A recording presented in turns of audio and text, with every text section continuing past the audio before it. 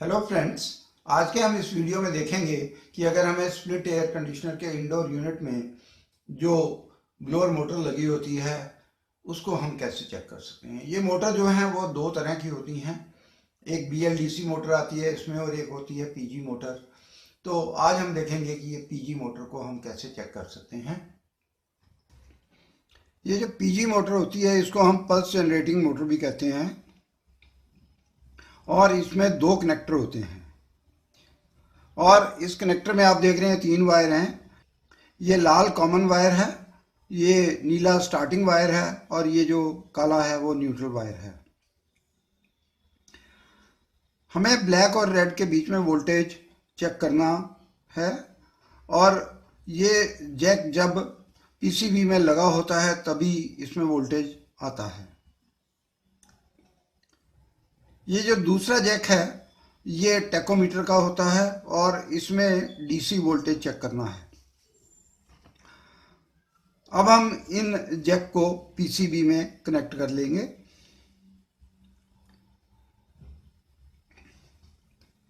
अब AC voltage check करने के लिए क्लैंप मीटर को AC वोल्टेज 750 वोल्ट पर सेट कर लेंगे। पहले पावर ऑन करके AC को रिमोट से स्विच ऑन कर लिया। अभी यहाँ पे हमें लाइन वोल्टेज मिलेगा। अब ये वोल्टेज जो है वो स्पीड के अनुसार चेंज होता है और ये 100 से 170 के बीच में रहता है। जैसे ही फैन की स्पीड हाई होगी तो वोल्टेज बढ़ जाएगा और फैन की स्पीड कम होने पर ये वोल्टेज कम हो जाएगा। लो वोल्टेज पर अभी देखिए ये 144 वोल्ट आ रहा है यहाँ पर, मीडियम पर ये 160 वोल्ट आ रहा है और हाई स्पीड पर ये 170 वोल्ट मिल रहा है। अब हम दूसरे जैक में DC वोल्टेज चेक कर लेंगे। तो DC वोल्टेज चेक करने के लिए क्लैंप मीटर को हम DC वोल्टेज पर सेट कर लेंगे और यहाँ पर हमें 4 से 5 वोल्ट DC वोल्टेज मिलेगा।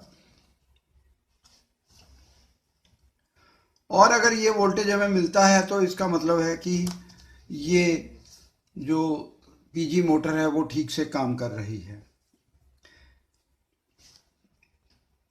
इस जैक में हमने AC वोल्टेज रेड और ब्लैक के वायर के बीच में चेक करना है और तीनों स्पीड पर ये अलग अलग होगा।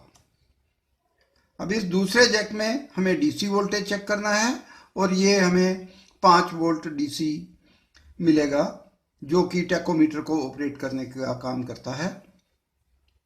हम मोटर को चेक करने के लिए उसका रेजिस्टेंस भी चेक कर सकते हैं।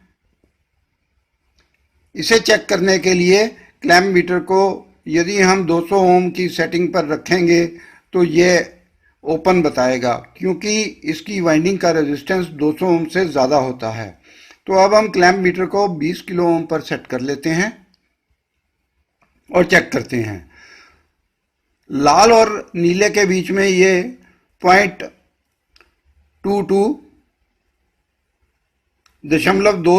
किलो ओम यानी 220 ओम दिखा रहा है। लाल और काले के बीच में भी ये 220 ओम दिखा रहा है और नीले और काले के बीच में ये 440 ओम दिखा रहा है। तो इसका मतलब जिन दो तारों में रेजिस्टेंस सबसे ज़्यादा होता है वो रनिंग और स्टार्टिंग वाले होते। तो यदि ये वाइंडिंग ओपन हो जाएगी कोई भी तो ये आई बताएगा और अगर मोटर की वाइंडिंग जो है शॉर्ट हो जाती है तो वहाँ रेजिस्टेंस हमें 0 ओम मिलेगा। इस प्रकार हम PG मोटर और PCB को आसानी से चेक कर सकते हैं। तो उम्मीद है आपको अब ये PG मोटर को चेक करने के लिए कि वो PCB से उसको सप्लाई मिल रही है तो वो कैसे स्पीड को कंट्रोल करती है ये जानकारी हो गई होगी।